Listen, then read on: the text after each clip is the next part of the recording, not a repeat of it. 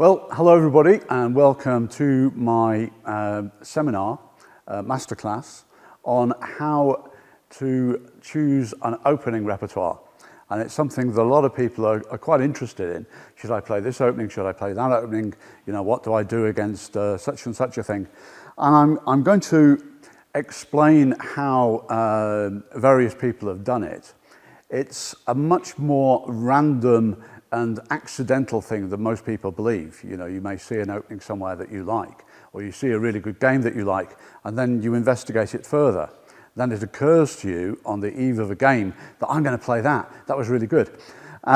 It can also be something that's driven by unfortunate happenings, which is going to be the first little episode of the day. And nowadays, people are often choosing openings by buying a course, because there's a lot of courses now which are complete with video and move trainers of various kinds. I know that Chess Tempo do this, and the most famous one is Chessable. Also Modern Chess are producing a lot of material that can be used in this context.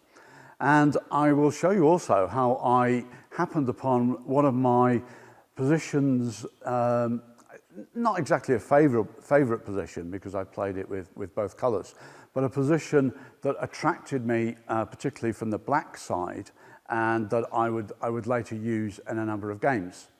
So let's get cracking with the first episode. I'm going to sit down for the rest of it because it's easier to control the computer. The first episode is when I took my son to Southport Junior Chess Club for the first time. Now, he's doing really badly in school, and everybody will tell you that chess is a really good way of improving school performance, so I felt obligated to teach him and to take him to chess tournaments and everything. And this is like the number 2 occasion we went into Southport Chess Club. I'd taught him a little bit before this, you know, to sort of get him up and running. But it was full of kids, and they all knew about Scholar's Mate, or as they would call it, the 4-move checkmate. And this is what happened. So we're in the chess club, and he's playing this kid Charlie, and Charlie opens with 1e4. So Sam plays e5, because I'd heard everywhere that as juniors should always play e4, e5 to get used to the tactics. And Charlie played bishop c4. So Sam played pawn to c6. And now Charlie played queen f3. So Sam thought for a little while about this, and he played pawn to b5. And of course, White played queen takes f7, checkmate. And he said, checkmate. Sam said, no, it isn't.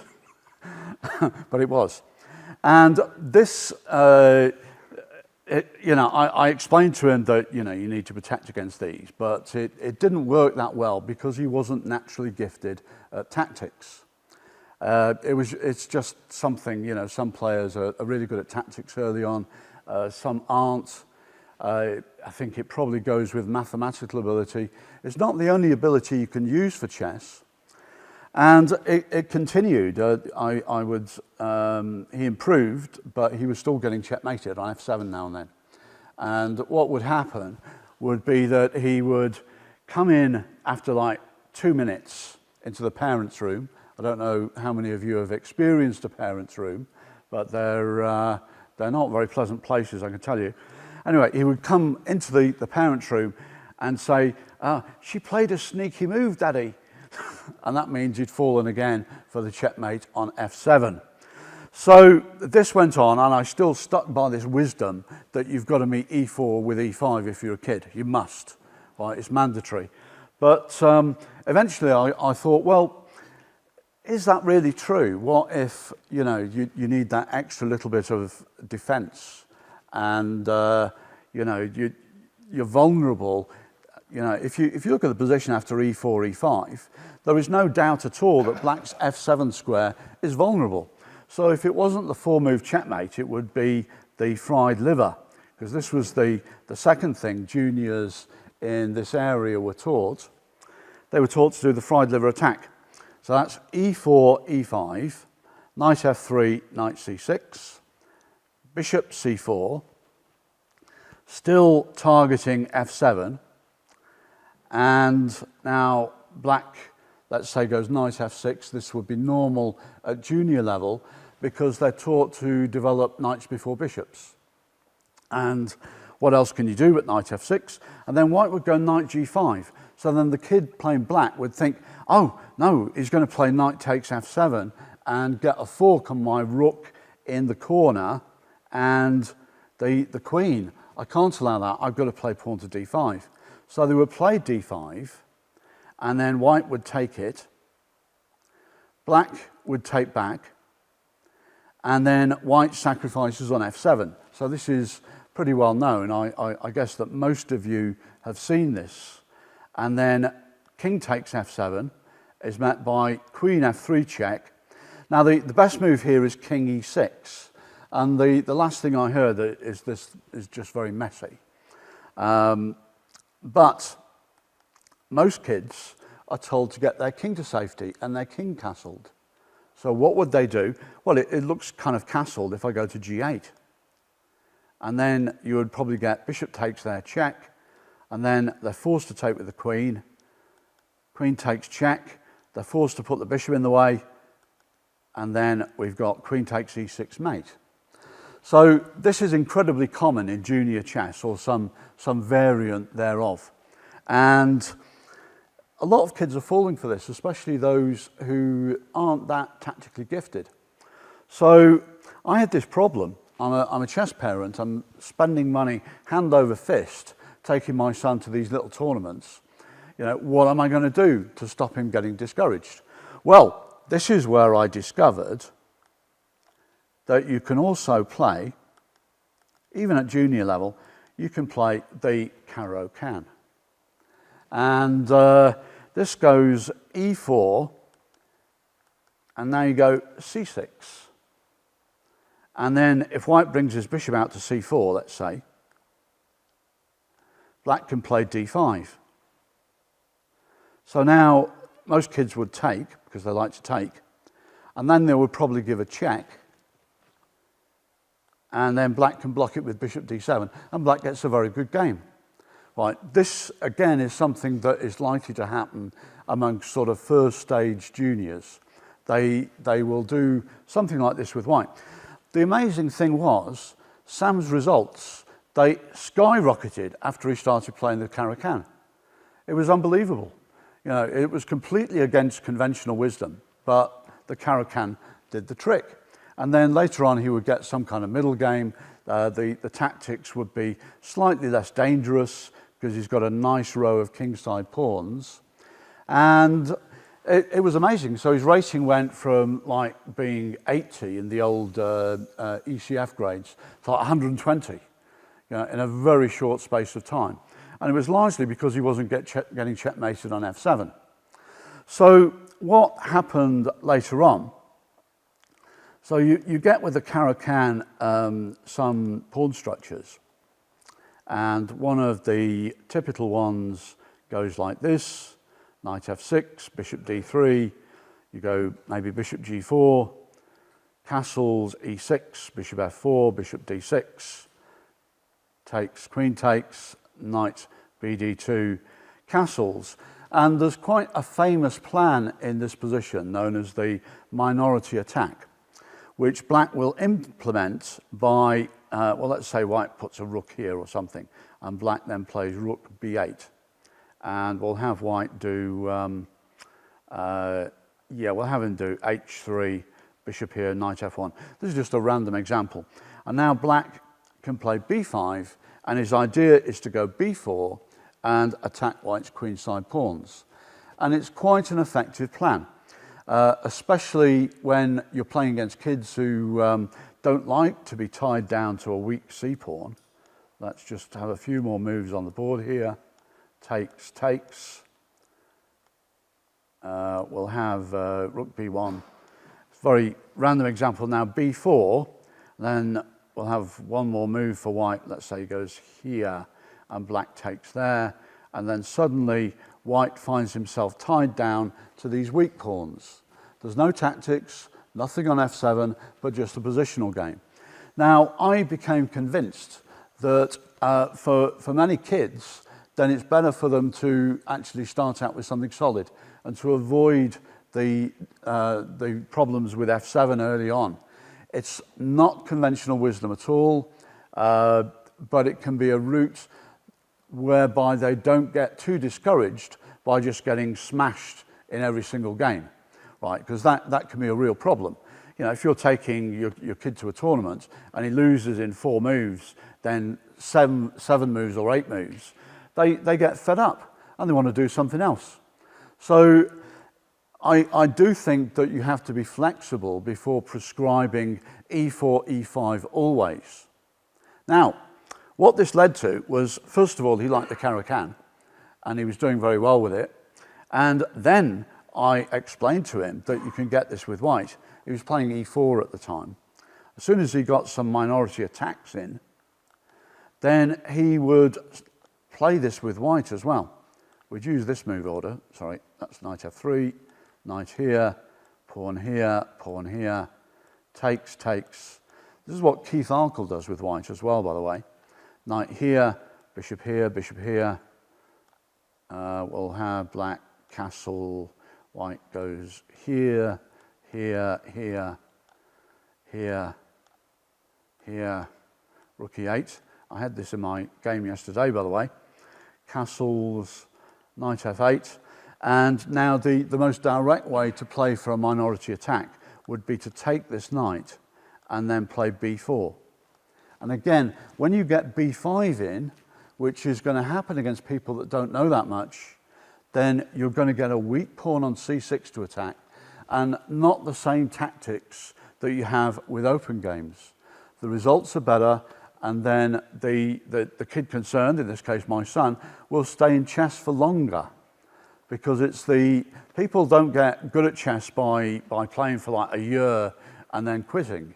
They get good if they stay in the game for year after year, especially teenage years, because boys in particular get a kind of adolescent spurt because their brains develop from being complete dimwits to, sort of functioning human beings. And that is what you want to do. You want to keep kids playing. You don't want them to get discouraged. And if they're not that tactically adept, then there's no reason to keep putting them into E4, E5 games and having them cut to ribbons by smarter kids. And so you can see now how this early accident, getting checkmated on F7, actually develops into an opening repertoire. That suddenly you've got the Caro-Kann with black and you're playing D4 with white just because of the accidents on F7 and everything. So that is one example. It's an example that's fairly close to my heart because I was sitting in these parents' rooms for years while Sam just got checkmated. Occasionally he would come running in and say he'd won, but this was usually after a much longer period of time. If he would lose, it would be within 10 minutes. Then if he won, it would be a longer game, and probably because I did a lot of end games with him. If you can't do tactics really well, you better be a demon at end games. That's all I can say. Anyway, so that was the Sam episode, the main one. And now we come on to another way that you can acquire opening ideas and form them into a repertoire. I played in a club called Berlin-Zehlendorf, and this was in the very early 1980s. So we're pre Berlin Wall coming down at this stage. And I would go to Berlin-Zehlendorf. I was living in Denmark for a while at the time, and I would travel across on the ferry from Denmark into East Germany. And that was an experience and a half because they would search the trains, and they would search like ridiculous parts of the train. They'd search like the small overhead compartments in case someone was trying to smuggle themselves out of East Germany in those. And the police, they were all very serious, and they all had guns. You don't want to mess with them, let's say. So I would get to Germany and West Germany, Berlin, and I played for this club. And they were all playing a particular line of the 4 pawns attack. And I'll show you that line. They didn't necessarily know what they were doing with it, but it was like a team thing. You know, the Zehlendorfers would play this 4 pawns attack. So this is Wolfgang Riedel. He was probably the best of these 4 pawns attack players. He's playing against somebody whose name I'm going to mispronounce horribly, so I'm not even going to try. So d4, d6, c4, g6, knight c3, bishop g7, e4, knight f6. And this is now a King's Indian defense, a little bit by transposition. f4, there is your 4 pawns attack, and it's called the 4 pawns attack because you've got 4 pawns in a row. And they were all playing this. Frederick Bulthaus was playing it, and some other player was playing it, and it was like a club thing. And if they won with a 4 pawns attack, there would be huge celebrations. c5 black played, white goes d5, castles, knight f3, e6. Now, white used to play bishop e2. I think there have been quite good answers to that. The Zehlendorf approach was to take on e6. And then if black took back with the bishop, white would go bishop d3. And then if black played knight c6, well, this is how the game went, white is playing f5. So he's taking space on the king side. Admittedly, the squares d4 and e5 might be occupied by black pieces, but you get a bishop goes back, white castles, black plays knight d4, and white sets up a very annoying pin with bishop g5. So the problem for black now is that white may reinforce this with knight d5, and he's got a rook on f1, which can easily come into action along this f-file. So this 4 pawns attack is a pretty dangerous thing, and especially at club level. And I did feel myself being sort of slightly tempted for a while to join in with the Zehlendorf club and play this thing as well. And all the players in the club were they were always seeing, 4 pawns attack games. So it becomes tempting. You think, well, maybe I can do that as well. Anyway, black went h6. I'm going to show you the whole game. Bishop f4. So he's hitting the pawn on d6, having weakened the king side. This bishop goes here, and now white plays knight takes d4, pawn takes knight d5. And already the pressure is mounting. Maybe white wants to go queen d2 and attack the pawn on h6, or even bring the queen to e1 and over to the king side that way. Black went g5, and white took an f6, bishop takes, bishop d2. Now black has got a very unhappy king side here because the pawns have moved in front of his king, and white operates on both sides of the board. Queen e2, pawn to a6. I'm gonna skate through this game fairly quickly. I hope you don't mind. b5, a takes b5, c takes b5, bishop d7, a4, queen e5, a5. So now white wants to set up a passed pawn on the queen side with a6 to give black something else to worry about as well. Rook f e8, rook a c1, bishop d8, pawn to a6, takes, rook a7, bishop e1. And the bishop now is coming to g3, where it will attack the pawn on d6. Black played bishop a5, queen b2, pressure against this pawn on d4, king g8, bishop f2, bishop c3, queen b6. Back to the theme of this passed pawn on a6. The rook comes back, white plays pawn to a7, queen comes to e5, and now we get an exchange sacrifice. Well, it's not much of a sacrifice because you get a pawn for it. The queen has to go back to e7. White takes on d4, and lo and behold, now the issue is that white may want to play queen d4 next, or just bishop d4, supporting this a7 pawn again, which basically keeps this rook sealed in. Bishop b7, pawn to f6, queen d7, bishop b5, and this wins the exchange as well. I think it wins a whole rook. Black played queen e6, and then queen takes b7, forced him to resign. After the game, of course, there would be the usual clinking of glasses. The Zehlendorf four-pawns attack wins again. I don't know if players in Berlin Zehlendorf are still using this. I didn't check. But it's quite likely, because it was a kind of club tradition. So that is one way you might acquire an opening. You may have club mates or friends who play an opening, and they show it to you. So I was very tempted in the late 1970s, actually. A lot of my friends had latched onto this so-called modern defense with 1g6, and they could play against everything, maybe except 1h4.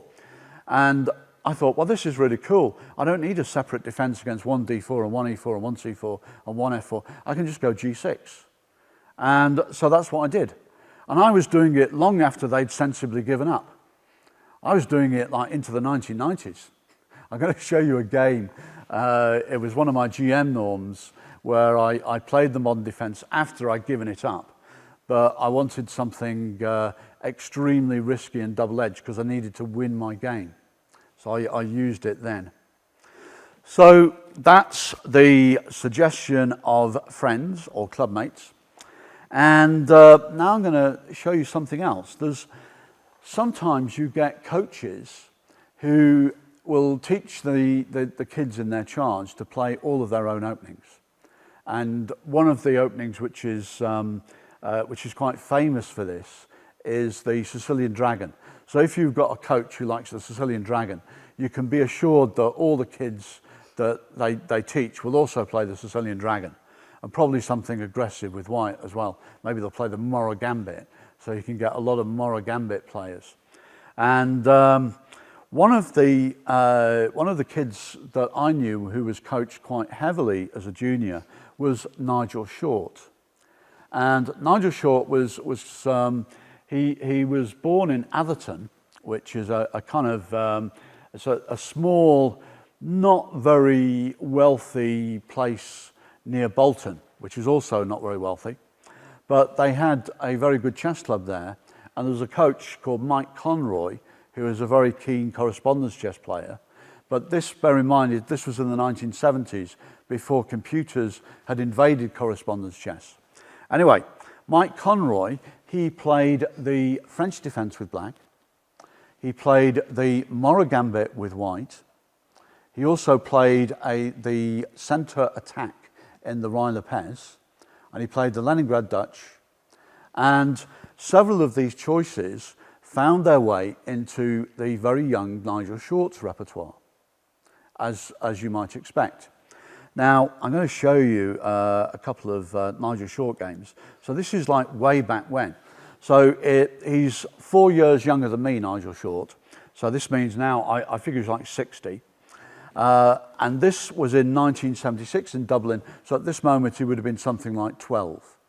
Now, at that time, prodigies didn't develop as fast as they do now. Probably because they're not playing online and they haven't got loads of videos to watch online.